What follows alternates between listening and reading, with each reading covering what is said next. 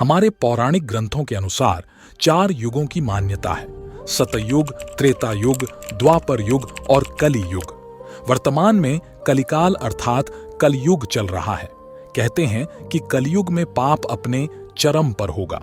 हमारे पौराणिक ग्रंथों में इस युग में क्या क्या होगा या घटेगा यह स्पष्ट लिखा गया है, तथा इस बात का भी वर्णन मिलता है कि इस युग में जब कहीं भी प्रलय होगा तो सिर्फ हरि कीर्तन ही उसे बचा पाएगा।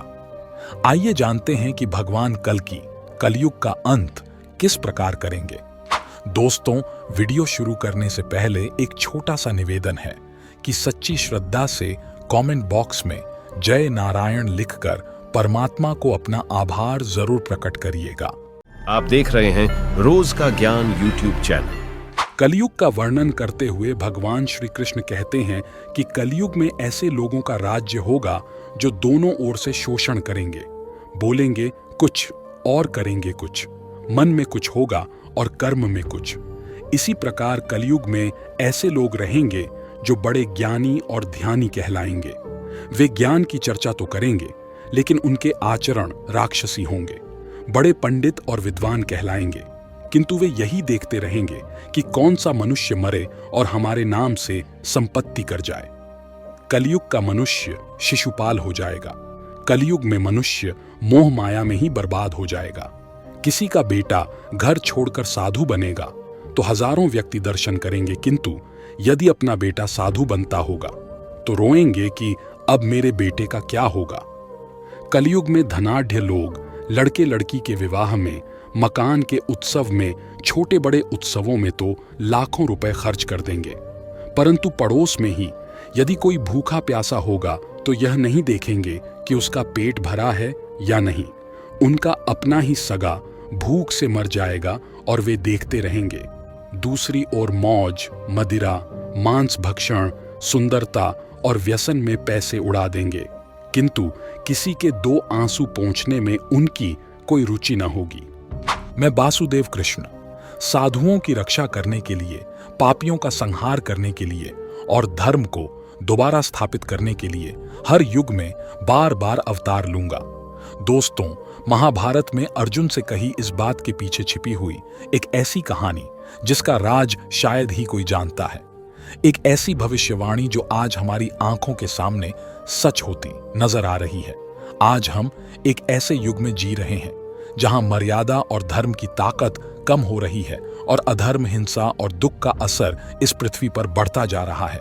लेकिन जल्द ही एक ऐसा समय आएगा जब धरती अंदर से फटने लगेगी और आसमान से तेजाब बरसने लगेगा, मानो कलयुग अपना राक्षसी रूप दिखाएगा। और तब सफेद घोड़े पर सवार, आग से भरी तलवार लिए एक दिव्य योद्धा प्रकट होगा, जिसका उद्देश्य होगा इस अंधेरे का अंत करना, इस पाप से भरी दुनिया का खात्मा करना।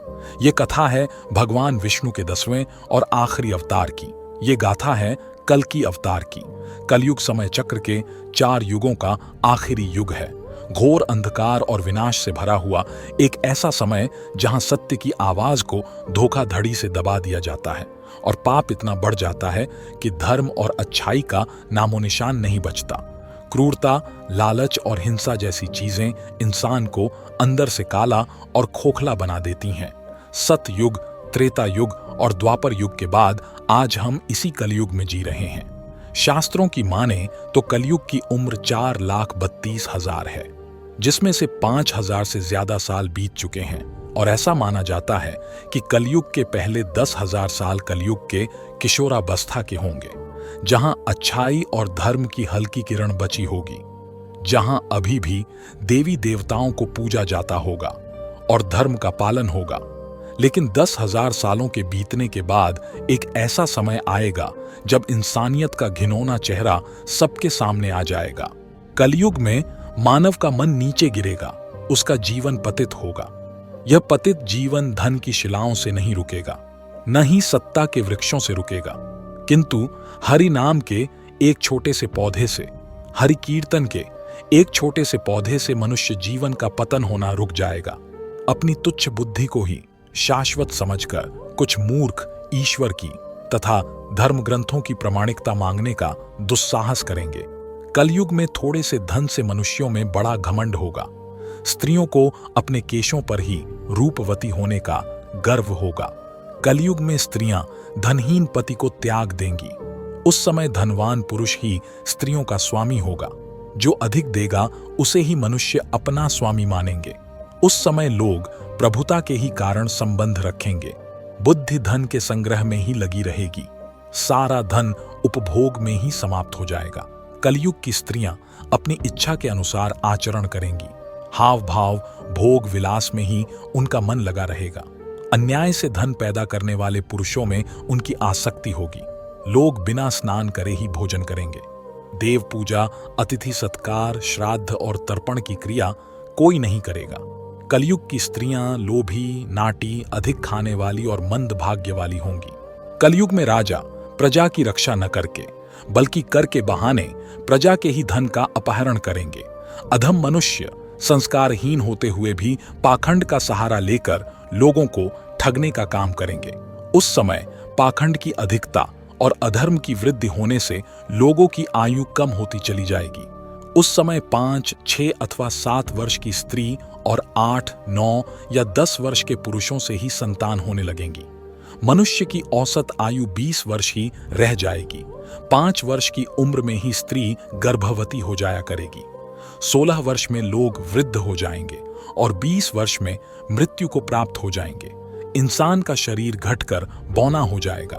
ब्रह्म वैवर्त पुराण में बताया गया है कि कलयुग में ऐसा समय भी आएगा जब इंसान की उम्र बहुत कम रह जाएगी। युवावस्था समाप्त हो जाएगी। कली के प्रभाव से प्राणियों के शरीर छोटे छोटे, क्षीण और रोगग्रस्त होने लगेंगे। जिनका शास्त्रों में कहीं विधान नहीं है, ऐसे यज्ञों का अनुष्ठान होगा। तारों की ज्योति फीकी पड़ जाएगी। 10 दिशाएं विपरीत होंगी। पुत्र पिता को तथा बहुएं सास को काम करने भेजेंगी। एक ऐसा समाज बनेगा जहां कोई इंसानियत नहीं बचेगी, जहां पाप का बोलबाला होगा और अच्छाई का विनाश कर दिया जाएगा। इंसान इतना ज्यादा भ्रष्ट हो जाएगा कि अपने किसी सगे का भी भरोसा नहीं करेगा और अपनों से ही धोखाधड़ी करता जाएगा। हिंसा और लालच सब कुछ खत्म कर देगा। इसके बाद पूरी दुनिया विनाश के कगार पर आ खड़ी होगी। लोगों के पास खाने के लिए भोजन नहीं होगा। सारी नदियां सूख जाएंगी।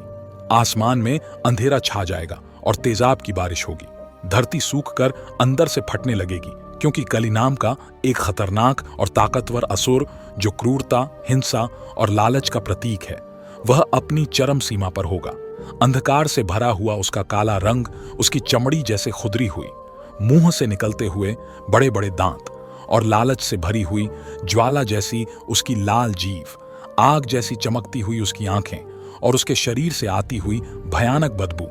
कली असुर का ऐसा भयानक स्वरूप जिसे देखकर इंसान के अंदर डर भर जाएगा। कली का निर्माण क्रोध और लालच से हुआ है। कली भय, मृत्यु और याचना पर कब्जा कर सकता है।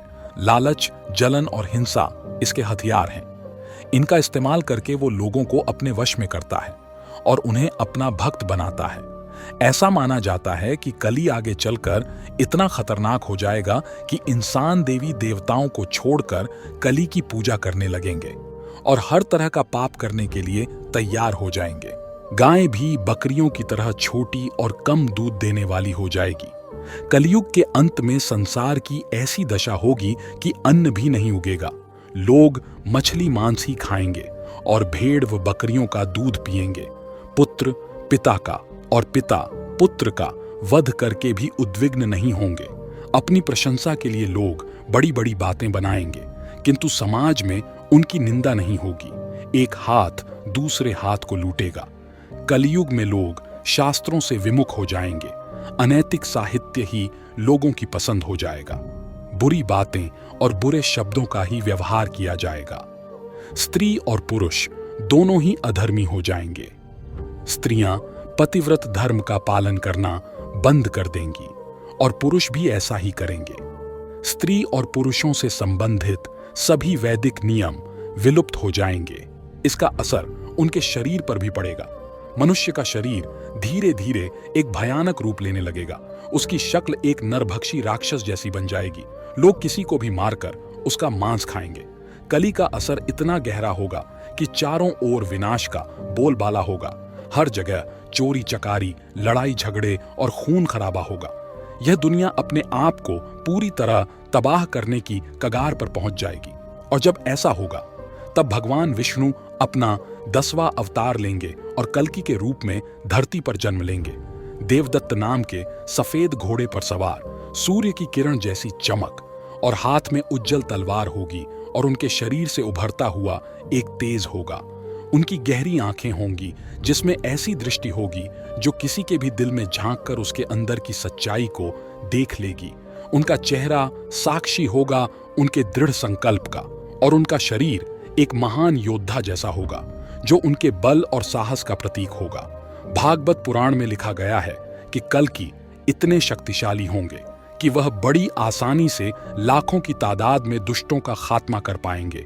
दुष्ट कली के पूरे राज्य को एक झटके में जलाकर राख कर देंगे।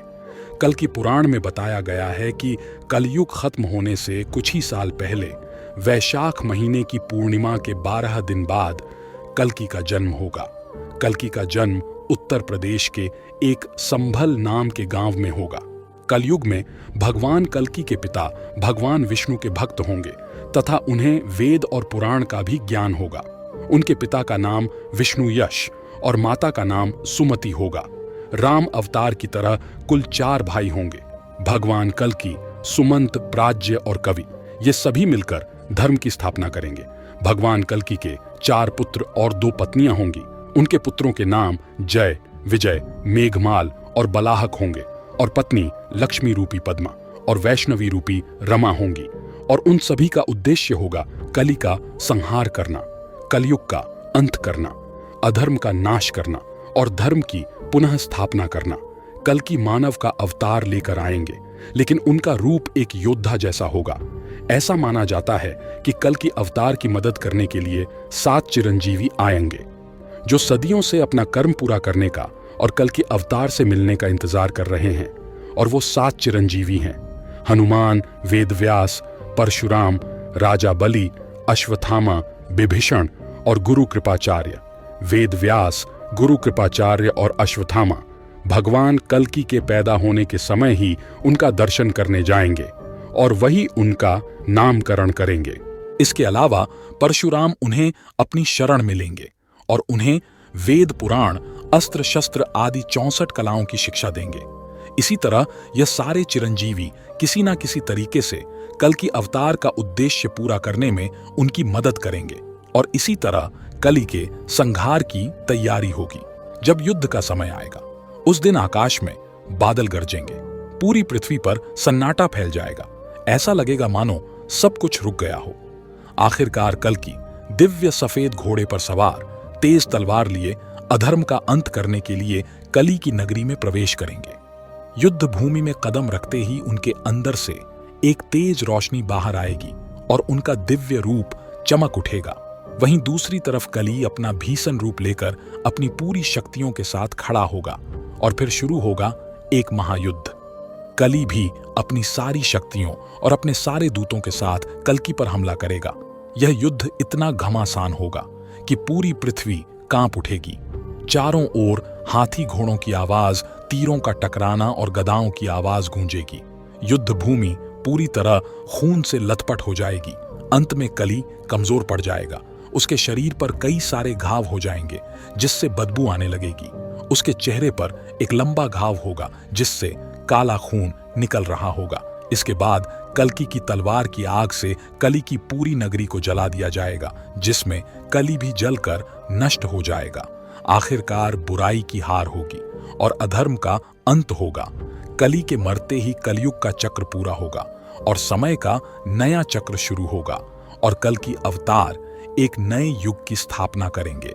दोस्तों, ऐसा माना जाता है कि जयपुर के कल्कि मंदिर में बने उनके घोड़े की मूर्ति धीरे धीरे जिंदा हो रही है। मंदिर बनाते समय किसी तरह से इस मूर्ति के आगे वाले बाएं पैर पर एक घाव का निशान बन गया था। वह निशान कब और कैसे बना, यह कोई नहीं जानता, लेकिन लाख कोशिश करने के बावजूद भी उस घाव को भरा नहीं जा सका और उसे वैसे ही छोड़ दिया गया। हैरानी की बात यह है कि वह घाव धीरे धीरे समय के साथ बढ़ता जा रहा है और ऐसा माना जाता है कि देवदत्त धीरे धीरे जिंदा हो रहा है अपने स्वामी भगवान कल्कि के इंतजार में। जिस दिन यह घाव पूरा भर जाएगा उसी दिन देवदत्त जिंदा हो जाएगा और वही दिन होगा जब कल्कि अवतार का जन्म होगा। कुछ लोगों का यह भी मानना है कि यह घाव जल्दी जल्दी भर रहा है क्योंकि मानव समय से पहले ही अपनी बुराई की सीमा पार कर रहा है और कल्कि समय से पहले ही धरती पर आ जाएंगे। दोस्तों, अंत में इस घोर कलिकाल से बचने का एकमात्र तरीका यह है कि व्यक्ति को वेदों की ओर लौट आना चाहिए और हर समय हरि कीर्तन करके खुद को सुरक्षित रखना चाहिए। जो व्यक्ति धर्म से विमुख होकर रहेगा वह कहीं भी कभी भी अकाल मृत्यु को प्राप्त होगा या हर समय दुखी और संकटों से ही घिरा रहेगा। दोस्तों, इस बारे में आपके क्या विचार हैं नीचे कमेंट बॉक्स में जरूर बताएं और अगर वीडियो पसंद आया हो तो वीडियो को लाइक जरूर करें और इसी तरह के ज्ञानवर्धक वीडियो देखने के लिए हमारे चैनल रोज का ज्ञान को सब्सक्राइब जरूर करें। अभी के लिए आप सभी दर्शकों को जय नारायण।